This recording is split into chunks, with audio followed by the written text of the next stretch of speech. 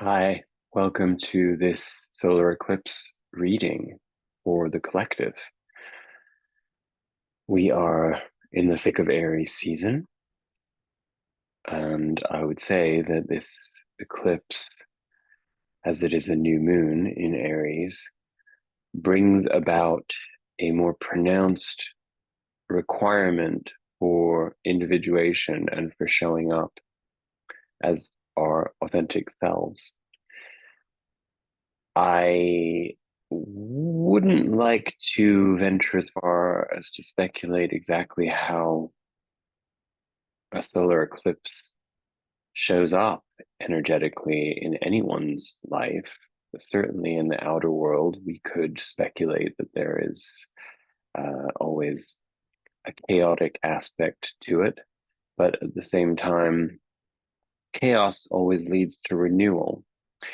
And I don't know if you can take yourself back to August 21st of 2017 when we last had a total eclipse uh, in totality across the United States, and that particular eclipse was extremely potent. I'm pretty sure that everyone that I know in my life could look back on that time and see how evolutionary the months and years subsequent to it were. And in my life, there were huge pivots that took place.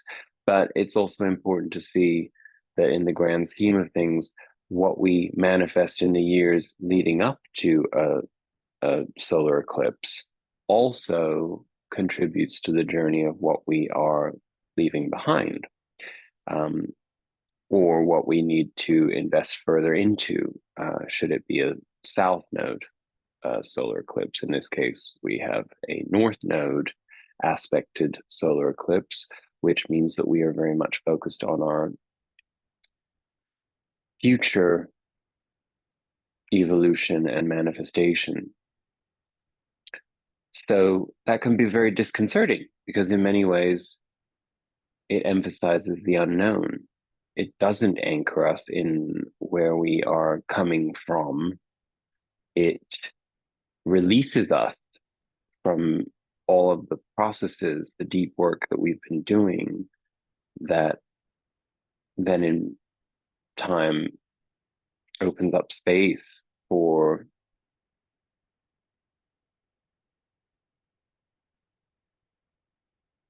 a new incarnation. So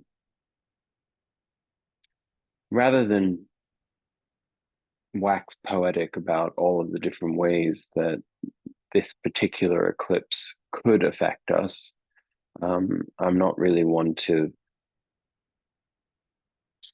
go into cautionary perspectives around uh,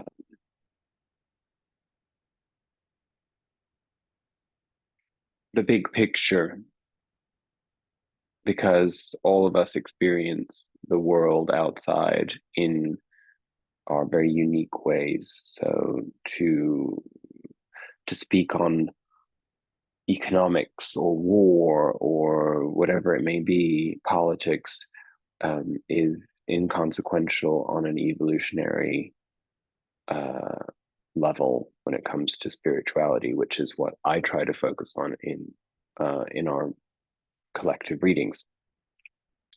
I wasn't actually sure that I would ever get around to doing this. I started contemplating doing this video about a week ago, and I pulled the cards. And that one particular night, there was an incredible amount of interference with, there was a high speed uh, helicopter traffic chase in my neighborhood, and the whirring of the helicopter was so unbearable that I became extraordinarily frustrated and then abandoned ship. And then over the course of the last week, as I've been doing my own deep dive into um, some final stages of inner child work, which I'll get into in a little bit, um, I I found myself moving away more and more from my identity through divination practices. And that's not to say that, I mean, I think in many ways it was a rejection, my inner child rejecting a part of my own innate power. We can convince ourselves that we're not worthy in many different ways in our lives. And even the things that we are most aligned with, when we're doing that inner work, very often we can find ourselves not able um, to identify with the projected constructs of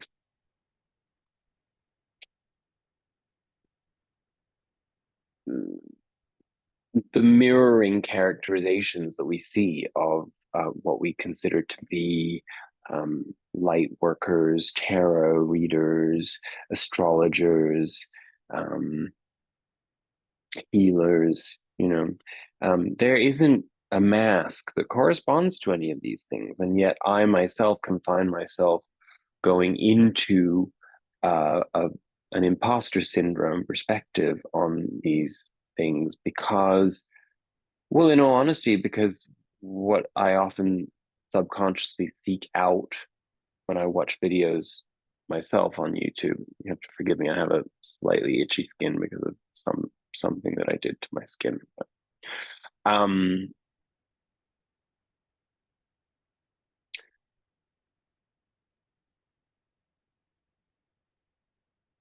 there's a lot of the shadow work that we do, obviously, is in many ways around the ego, right? And the ego is our inner child. So when that inner child is driving the vehicle of our lives, we fall victim to the worst aspects of ego manifestation, which essentially is narcissism. And narcissism can manifest not just in the traditional idea of grandiosity, but also in the negative of constant self cancellation, um, feeling that we need to be so much more in order to be valid, valued, um, purposeful, which of course is an endless road to nowhere because there will never be enough validation. There will never be enough of anything. So we have to make that commitment to being enough for ourselves. And so very often when we find ourselves giving away our power to certain types of um,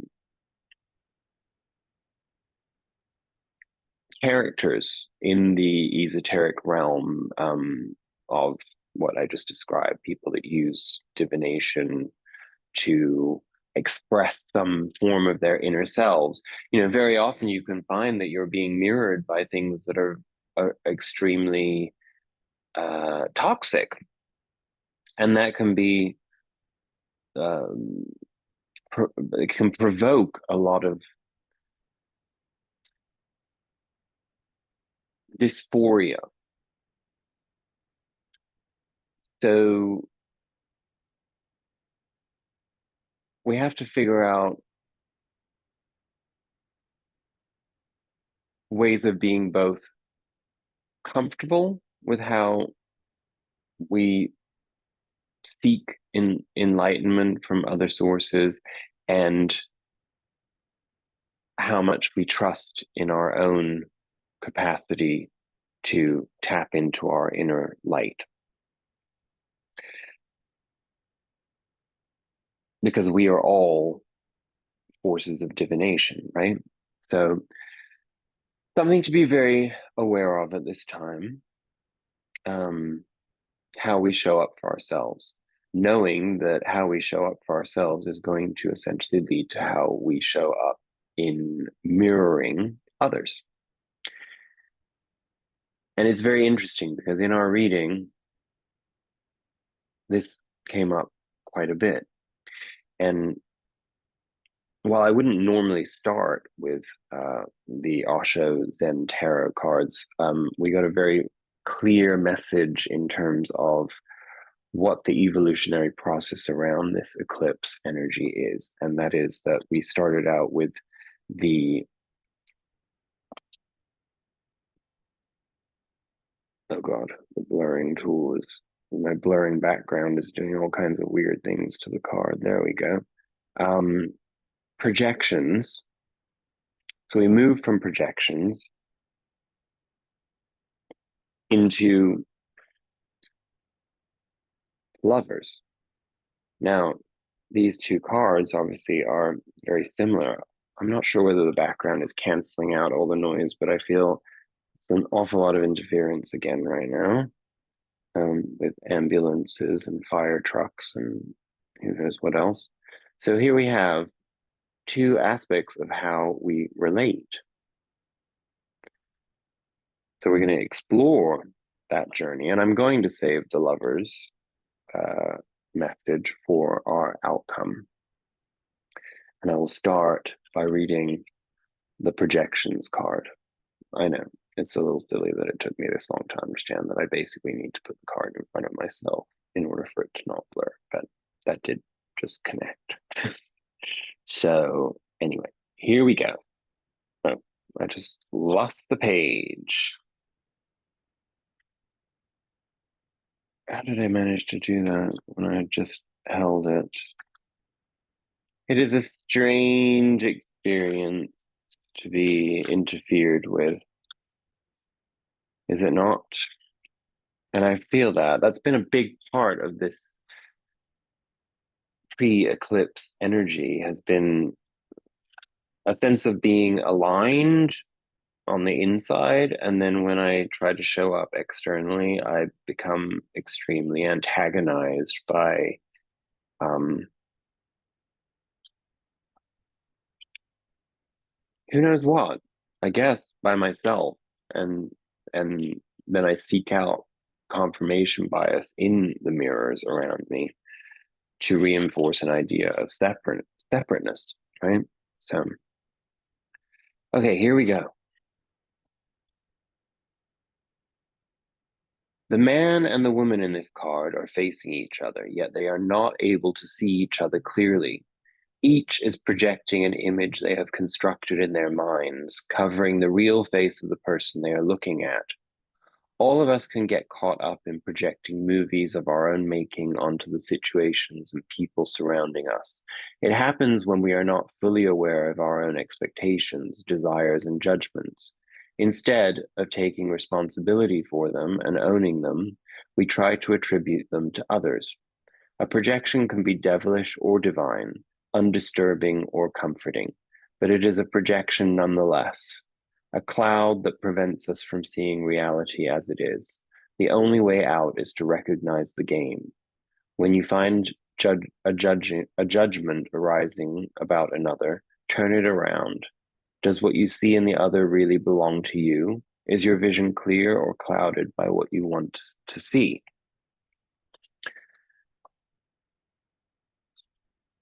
And of course, that affects everything about our experience of the outside world. It affects how we show up in the world. It affects how we're going to experience what we receive, whether or not we can receive. So when our inner child is in control and coming from a place of reaction from trauma programming, and therefore seeking confirmation of the pain body,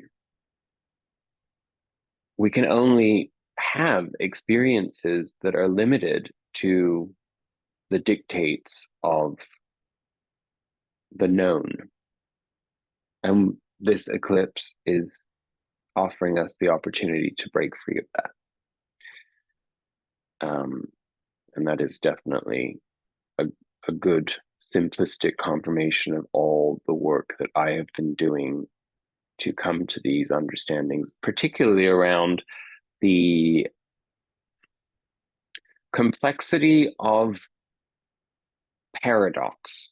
That is to say that when we are coming from a place of wearing a mask and mirroring things in an insecure way, um,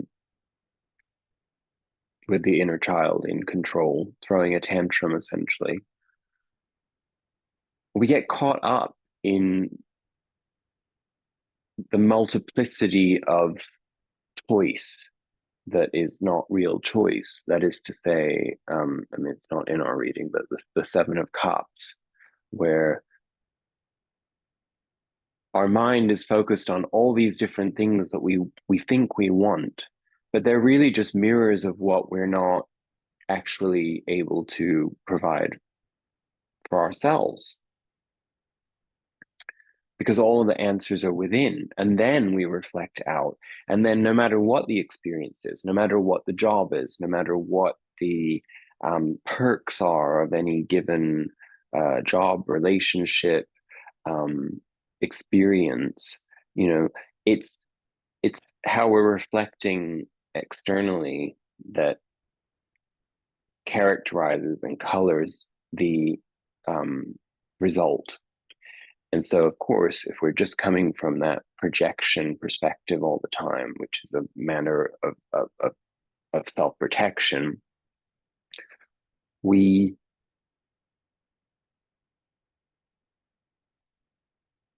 we're going to be limited to shades of gray, which of course extends from white to black. So you can also get stuck in the extremity of black and white thinking, which is also extremely destructive and really robs us of all of the essence of our heart-based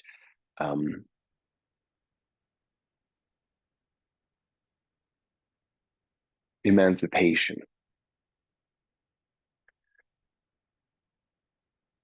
So we'll see how that translates at the end of this reading when we get into the Lover's card and we see things um, probably from a more whole, immersive, and synergistic perspective. I'm going to read our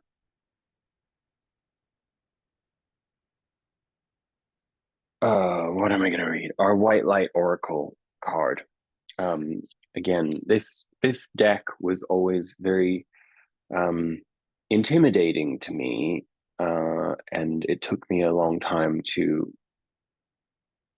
sink into the vastness of the message and to see how it is.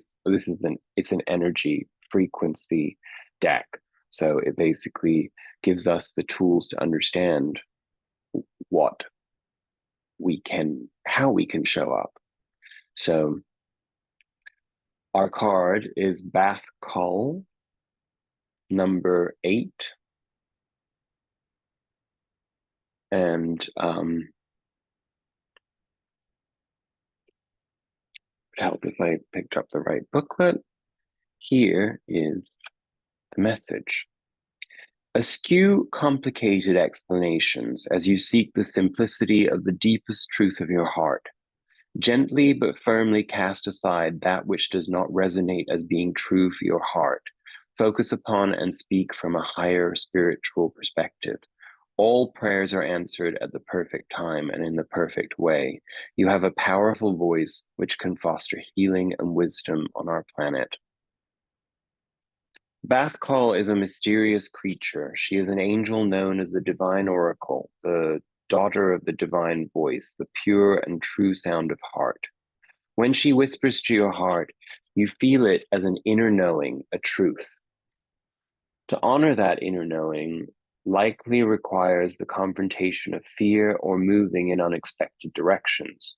Even so, the deep resonance of her truth is more powerful than the resistance we may initially feel as we let go of our limited perspectives and allow ourselves to be guided by spirit. The spiritual voice of Bathkal is always true, always healing, and always in harmony with the higher love plan of the universal heart, which is working toward the spiritual fulfillment of all hearts. Hers is the healing sound, the voice of divine prophecy, which not only tells what shall be, but through speaking of the highest potential, creates a blessing which manifests the ultimate goodness within us. When Bath Call appears, it is a reading. Sorry, I'm just distracted right now because my cat is about to pull on a cord that could end up being disastrous. So bear with me for one moment while I just unplug my computer. There we go. Sorry about that. Where was I? Hers is the healing sound, the voice of divine prophecy, which not only tells what shall be, but through speaking of the highest potential, creates the blessing which manifests the ultimate goodness within us. When Bath Call appears in a reading, an inner spiritual call may require a leap of faith. A more authentic, awakened you is coming to life. Paving the way for the higher self to manifest typically means that fear and control-based approaches need to be surrendered. Bath Cole's presence indicates something more appropriate and vital needs to supersede the limiting structures currently in place. As a consequence, she is a portent of spiritual transformation and material manifestation.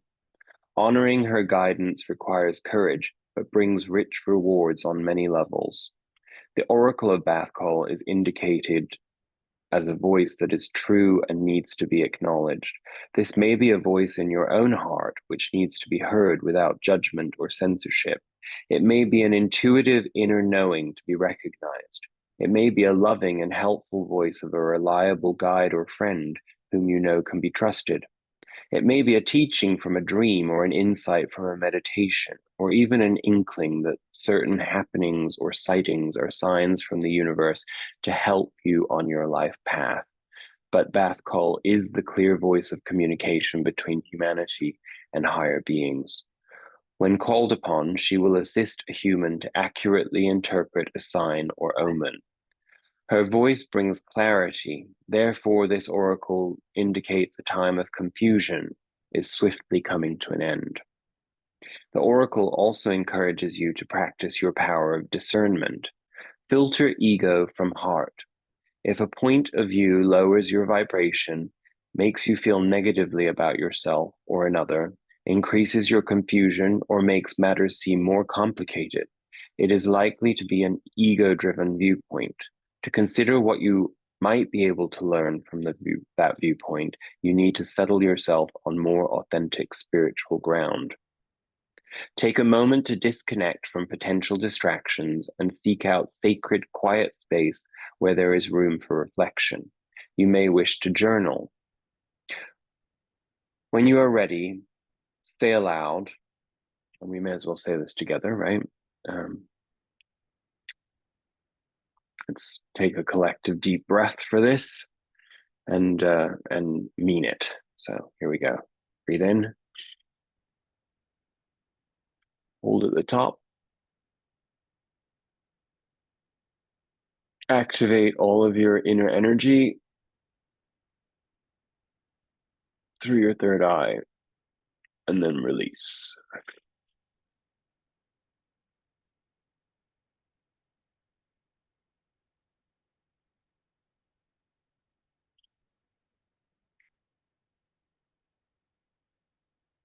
I call upon the divine voice of Bath Kol, guardian of luminous communications and clear channel for spiritual truth and healing grace.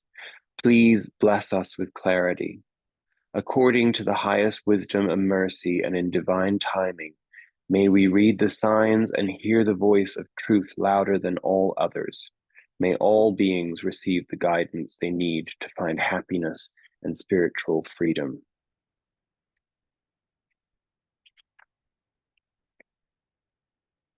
I'd say that's all pretty powerful and in complete alignment with the inner child ego conversation we were having at the beginning of this reading.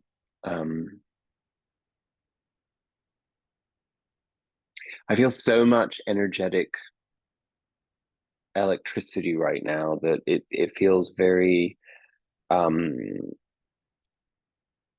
antagonistic in a strange way. It's not in a negative way. I know that's a difficult thing to really wrap your head around, the idea of something being antagonistic and not difficult or more negative, but um, it's more an inner electricity. It's like a rewiring of all of this energy that, we've been doing so much deep inner work for, well, really since Leo, since Venus was in Leo in retrograde last July, and then towards the end of July of last year. And it has been a deep, deep inner dive into the underworld, understanding how to emerge in wholeness and without masks in full authenticity. And of course, this triggering of so much fear and so much resistance and the ebb and flow of having to withdraw and go back in again to work through the retrograde energy and then to reemerge stronger each time. But if we identify with the ego in that process, we come out of each experience, each inner experience, feeling fragile and less sure of how to show up authentically, when in fact the process has been the opposite. Each time we might feel more fragile, but really it's not fragility, it's vulnerability. And vulnerability is a strength, not a weakness. So if you struggle with understanding the difference between those things, um, it's probably something to meditate on and let go of in this eclipse energy. And please know that even if you're watching this after the eclipse, which most probably you are, um, the eclipse energy is potent for 6 months to a year after, and then of course we're putting things into motion that then, and because of the intensity of that energy, that motion is enormously consequential on our path. So, not something to be um, neglected or to feel that you are missing out on, because you have plenty of time to work through this and to show up in your authenticity. And you already have been, you just might have had a lot of outside mirrors that have been causing you to question yourself in your authenticity. And that's normal. That's entirely the process that we have to go through in order to. It is the order of our underlying energy of the reading, which is temperance. So um, we're not quite there yet, but we will get into that too. Let's read our spirit animal oracle card, which I got very frustrated about because I was like, I want a card that's going to speak of action and magic and manifestation, because there's that sense of urgency right now, to take action, to manifest, to be the full embodiment of our spiritual journey. And the reality is, when you've done so much inner work and you have to emerge out of the construct of fragility into authentic and vulnerable truth, um, it's it's essential to surrender to God, universe, or the angels, or higher power, however you want to define it for yourself, and to find that trust and faith, um, to allow things to happen in divine time. So, what is the card? Oh, it's upside down. The Seahorse Spirit, number 53. Watch and wait.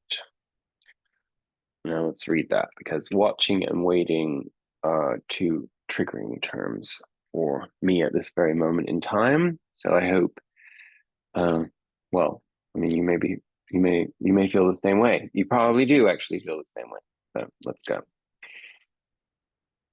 Hovering gracefully, the seahorse observes with the perspective of one who is not engulfed by the drama, remaining at a distance from all the turbulence. Seahorse spirit appears at this time to remind you of the need to be neutral and gain perspective. Your message from Seahorse spirit is not my circus, not my monkeys. And that is true. That I want to point out that this self-love journey has also poised us now to be at a stage where we can't participate in the noise. In other words, if you are going on a YouTube comment section or some editorial aspect of life, like, I don't know, Twitter, Instagram, whatever it may be, and getting in fights with people you don't know and feeling antagonized by somebody else's uh, process or um, mirror creation, you are not helping yourself. You are contributing to what we should be leaving behind um, in this energy, right? Spirit wants you to know that even if you are tempted to jump into the fray and try to fix things, the best way to serve yourself and others right now is to remain calm and simply watch and see. Another message here is that whatever your query, Seahorse Spirit asks you to step back from it, to be willing to explore things from different angles rather than a single one, and just observe what is possible. In other words, do not have attachment to outcome, right? From this perspective of this position of the neutral observer, you will discover a myriad of opportunities and a deeper understanding of what you seek and why. And you will know beauty, truth, love, and wisdom, which are all aspects of life that come to us when we are not attached to outcome and when we are showing up authentically and in surrender. So, um, good stuff. Our soul journey card for this eclipse energy: service. I feel good when I can help others. An interesting topic, because for me personally, as I like many of us do that for a living, I have been very triggered as I emerge and immerse myself back into looking for new professional opportunities, because traditionally I have a tendency um, to choose poor mirrors and therefore not be able to show up authentically in service to the people I have chosen to work for. And I play out all of my little trauma inner child narratives with these people. Bad daddy, bad mommy, um, whatever it may be, whatever the trauma dynamic might be, and cast myself in the role of victim. Now, I have noticed in my interactions with other people in recent times how triggered people are by the idea of leaving behind the victim narrative. People, we know that part of the timeline shift that we're experiencing into, however you want to see it, the idea of perhaps two realities existing, or two people, two different dimensional experiences. I'm not really sure exactly how to define it. Um, I'm neither a quantum physicist nor um, a great um, metaphysicist. So I can only go by, in layman's terms, how I have culled information and feel it, you know, experience it in the outside world. For the longest time when people kept speaking of awakenings and so on and so forth, I was always like, well, how would that exist? We live in one physical reality. Well, the duality that we see, the polarity that we see in the outside world, in many ways is the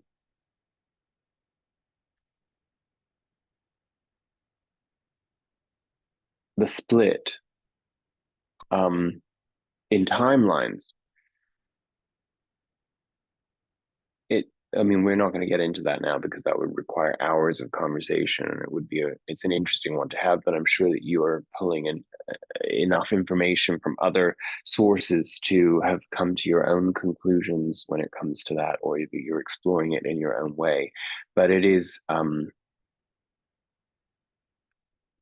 it's fascinating to understand that when we do the inner child work and we show up for ourselves in self-love, in self-nurturing, and in understanding why we respond to certain things in certain ways, and therefore understand that we have to take the time to co-create with our inner child by setting healthy, nurturing boundaries for ourselves in how we show up, in what we participate in how we participate.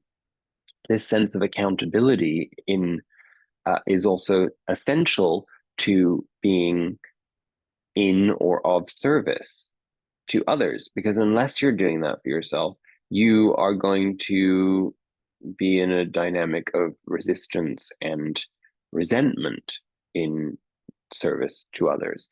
In other words, if you can't give yourself what you need, you're never going to be able to give anything to anyone else from a place of authenticity, from the heart. It's just not possible. That's what bad parenting is. It's a bunch of people who are, children themselves. Their inner child is controlling the narrative and therefore lashing out, creating dynamics with a physical child that is um, slightly unhinged by the fact that they're not nurturing themselves. They haven't learned to love themselves. They haven't learned to show up for themselves. So therefore, they can only perpetuate the trauma cycle. Ancestral trauma is exactly that. It's just the same. Of course, society changes all the time from generation to generation, but each time your mother, your grandmother, your father and your grandfather and great grandfather and great great grandfather and so on and so forth all have a common thread of trauma. Because let's say it's something as simple as um, any variant on the idea of this is how it was done to me, so you will suffer too. That is within itself completely self negating and in turn voluntarily passing on that trauma to the next generation, right? And if you've had that through family values and structure for hundreds of years, it shows up differently, but it has the same core effect. So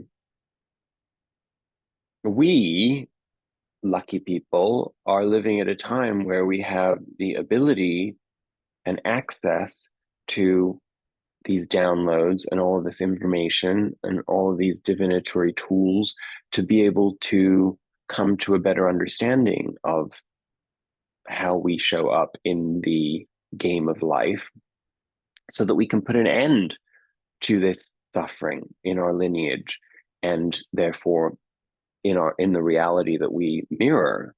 But it's really, really hard and it takes a lot of work and it's constant work. And it's always an organic evolutionary approach to figuring out how to eventually love ourselves and show up externally to be of service. So, and when we do love ourselves, we do understand the fundamental tenet of I feel good when I can help others because we have enough for ourselves. But it is like the announcement on an airplane. You know, you put your oxygen mask on before you put the oxygen mask on of your child or the person next to you or whatever else, you know, because you're dependent, because you can't help anybody else if you haven't helped yourself, right?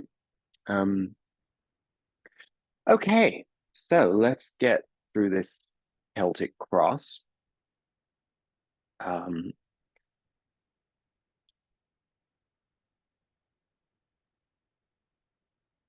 as I said, our underlying energy for the reading is the Temperance card. So, Temperance is the process of an harmonious mirror. It is give and take, reap what you sow, knowing that it's in equal measure. It is like the Six of Pentacles card elevated as major arcana in its understanding of it's no longer about pursuing learning how to do that. It's about embodying it in everything that we are, which of course in turn brings total equality, equanimity, and um, fulfillment. Very often, when we're reaching for all kinds of different things in the outside world from a materialistic perspective, as I said earlier, we're looking to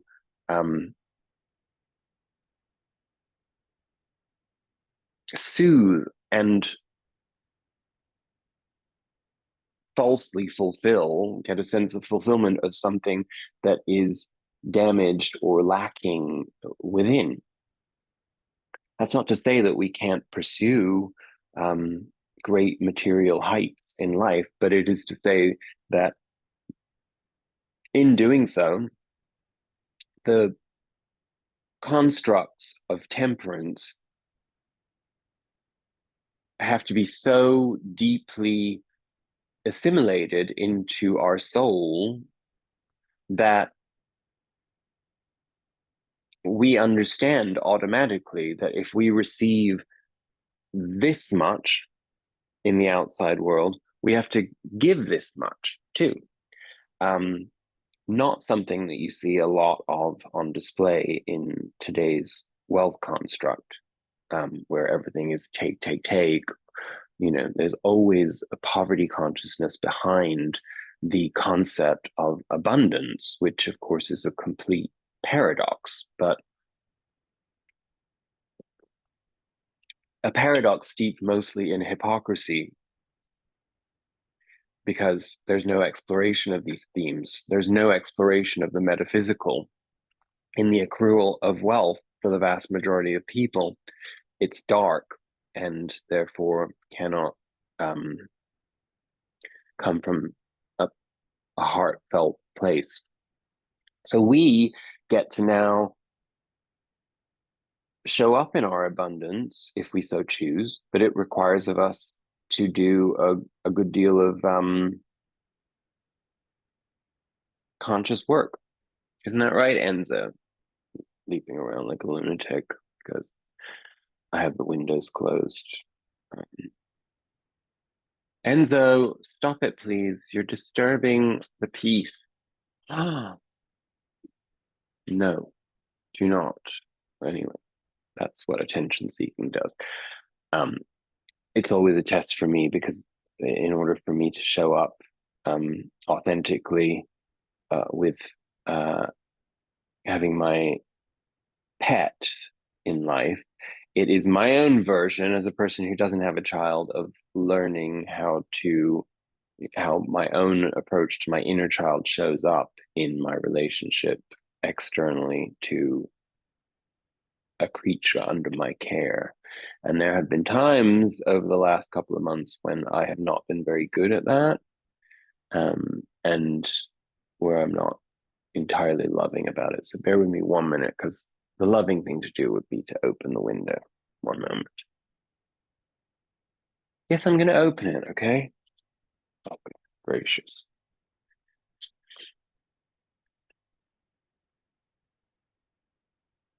There we go. Um,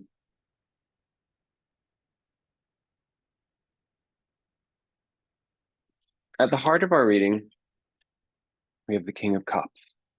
The King of Cups indicates that where we stand right now is in the mastery of our emotions. Again, in order for us to move through this eclipse energy into a place of being able to manifest authenticity and heart honored mirroring,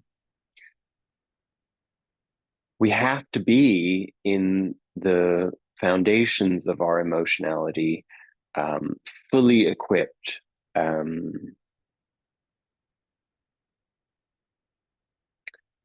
with a sense of mastery. Uh, so that's a good place to be. And I am proud of all of us for having done so much work over the years that I've been doing these readings to have reached a place where we can, as human beings, uh, trust that we can show up. It doesn't mean we always will, because we all have shortcomings, but we know the drill, so to speak, right? So we have no choice but to honor our authenticity in the way that we show up. Otherwise, we're cheating ourselves. And we know when we're doing that now. It's not even something that we can hide away from, you know? What crosses us, the Hierophant. So the challenge at this time is exactly that, how we show up in the constructs of the outer world, in the structures that have traditionally existed that we have perhaps mirrored ourselves in negative ways or in unconstructive ways or in distorted ways from our trauma programming and our poverty consciousness, to now show up in those traditions and constructs of the world in which we live, um, with all of this knowledge and this authenticity. It's a struggle, and it's going to be a struggle. And the confirmation of this is that in our past we have the Two of Cups being the minor arcana, um, lovers card. So it is the idea of a lack of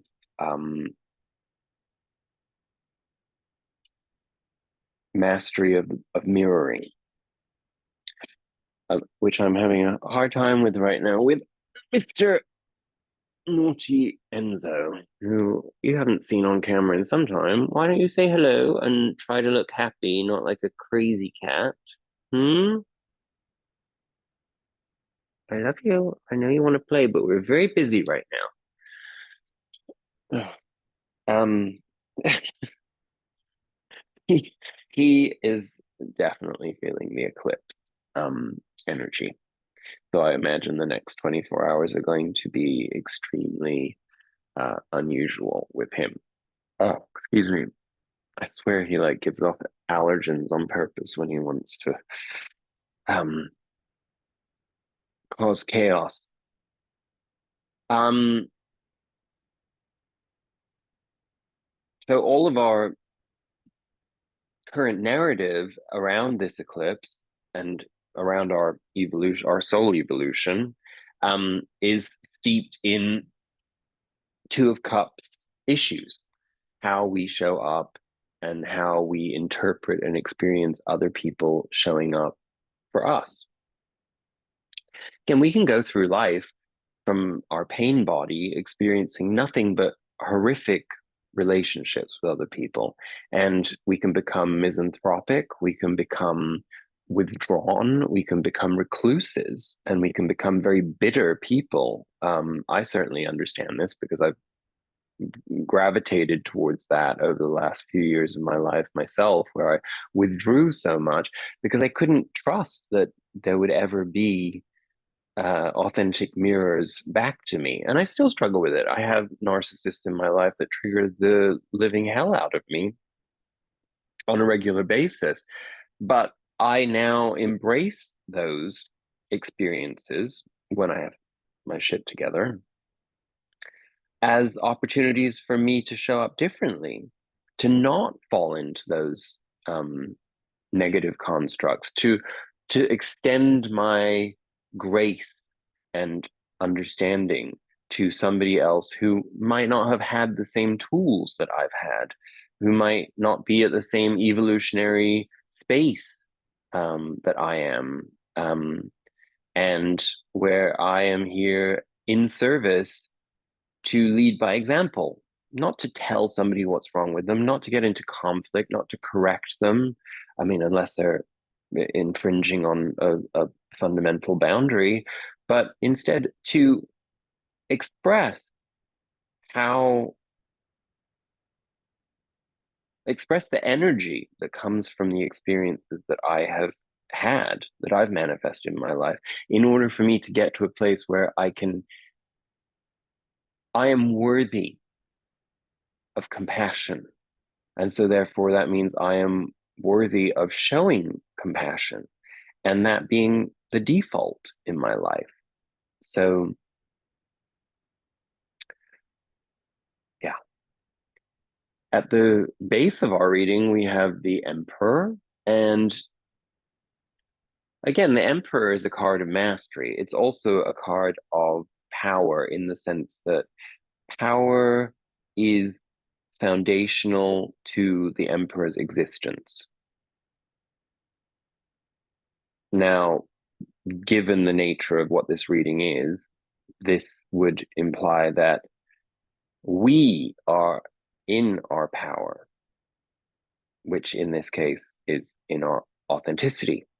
So we have to see that as exactly what I was just saying. Because if you look at this card, he has all these different people on strings. He's in charge. But you can be a bad emperor and you can abuse your authority or your power, or you can be a good emperor and, as I said, lead by example, be the change that you want to see, elevate your frequency so that that is what other people sense. And it does require constant calibration. It does require constant meditation, constant questioning, constant um, constantly being a channel, an open channel to receiving lessons of how to better show up yourself or myself in life. And that I pray for every day of my life, that a new teacher, a new opportunity for learning will appear, because that's what I thrive on. That's what we all thrive on. That's what life is for. You want to always be in that page mentality, that page of swords mentality, that thirst for new intellectual knowledge, that page of cups energy, to always have a new emotional experience, to be in a receiving space. Page of wands, and the bountiful sense of inspiration that comes with a childlike sense of wonder and adventure. Um, and of course, a page of pentacles, which is always being open to understanding that we don't know uh, how to build our foundations until we find ourselves in front of new experiences to do so, right? There's always a new base stone or whatever foundation language. I don't know anything about this. I mean, I'm sure I've come across those terms before, but for whatever reason right now, I'm not really feeling like a stone mason or whatever they're called. So I don't know anything about building, but you know what I mean. Um, okay, move on, Alex. In our immediate future, I love seeing the Six of Swords. What's important to remember, of course, in the traditional Rider-Waite deck is that the Six of Swords depicts um, moving away from um, choppy waters towards land on the horizon. Now, the choppy waters, of course, represent when our subconscious mind is running the show and our inner child is in control, when we're not able to find mastery in our emotions, when we're actually um, almost addicted to that. We expect the storm, and so we expect the seas to be choppy. Um, the people on that boat have no idea where they're headed, and the person steering the boat has people under his care, her care, however you want to define it. And so there's a sense of responsibility that follows. And that sense of responsibility also comes with the six swords, meaning that those ideas, those intellectual constructs, those foundational um, established beliefs come with the journey forth. And they don't know what's on the horizon. They don't know what is on the new land. They have to have faith. But the message is, of course, that when we step out of the turmoil and chaos of our emotional um, inner child um, control freak, um, whatever is received is a divine gift. And crowning the reading is Queen of Pentacles. Now, the Queen of Pentacles emphasizes coming into a place of bountifulness, but within ourselves. Again, it is not about how that shows up in the outside world. It's the inner trust that if we carry that bountifulness within ourselves, naturally we manifest things of abundance. It is the card of abundance, but the abundance has to come from within before it can manifest in the outside world. And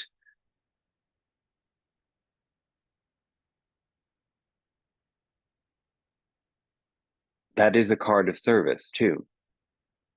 The Queen of Pentacles is a card of having enough to be of service to others.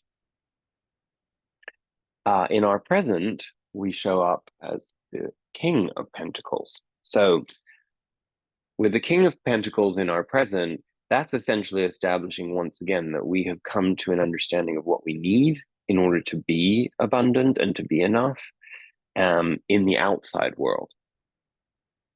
That we feel that we have attained a new sense of mastery in how we manifest externally. Now, I know that for myself and for some other people that I'm close to, um, this um, this is about, if we're talking specifically about a career, it's about, let's say, if you're making a career change or you need a new opportunity in your life, that you know what you're looking for and that you have faith in yourself to be abundant in your knowledge and your experience, to be able to show up in your mastery and not to be the inner child acting out in a way of being like, oh my God, I don't know, like, oh, I mean, how am I going to show up? It's like I might screw up, I might make a mistake, I might blah blah blah blah blah. Well, the King of Pentacles knows that life is made of mistakes and that there is no success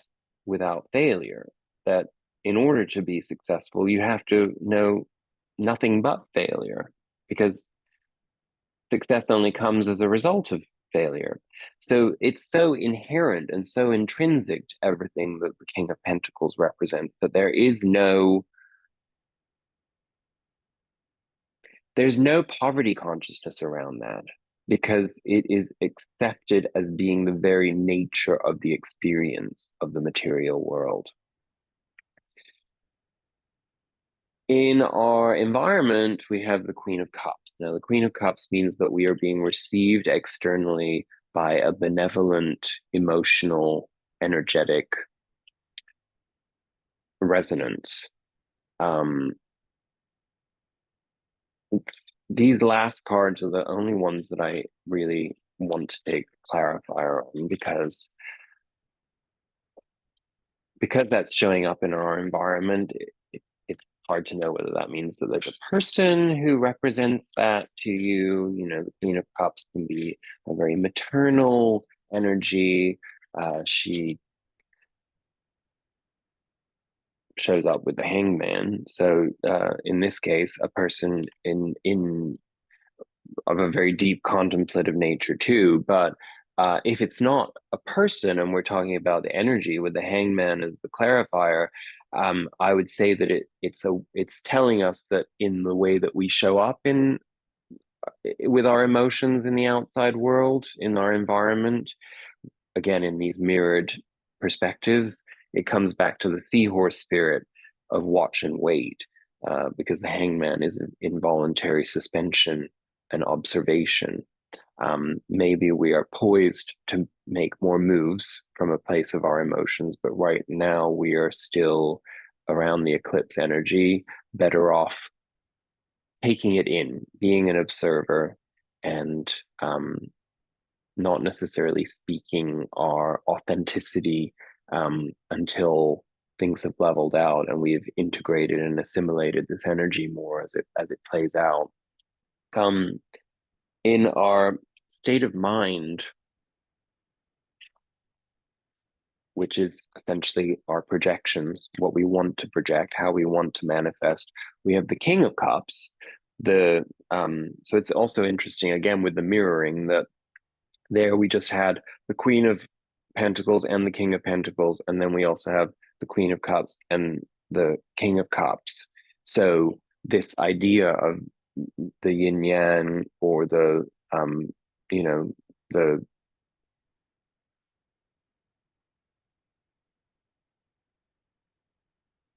the divine masculine and feminine that make the chariot move forward, being in abundance. So again, with the Hangman, it's interesting that that came to me, because I guess what I'm trying to say is we aren't at the chariot yet. We're not at the thrust forth um, energy yet. We are in the state of being in order to receive. So we have to take that into consideration, that we're in a place of receptivity, openness. This is the foundation of everything right now, not um, the determination to manifest externally. Um, in other words, don't buy the horse before the cart, or whatever that expression is. Let things happen in divine timing. They will, but it might, from everything that's showing up in this reading with Temperance and the seahorse spirit and the Six of Swords and the pentacle energy of the King and Queen of Cups and the Hangman, implies that we're on the precipice of something, but we're not quite there yet. Um, Makes sense because the eclipse has yet to take form. Our outcome, beautiful, the world. So that couldn't be any more dynamic in explaining that there is a fundamental new, well, it's an ending of something quite radically important in our lives with this eclipse, and the emergence of something else. In fact, if we look at the characterization on this, I think that we could see eclipse energy in this, right? Um, it's a mystery, that one. I mean, very often if you get a card like death or the world as the outcome, it's pretty much stating that the unknown is to remain unknown by divine desire and will. So um, our clarifier is the Page of Cups. Again, it's a card of receiving. What are we ready to receive?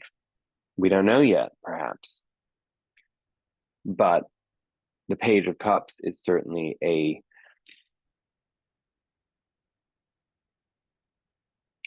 it's a dreamer, an adventurer of the heart, a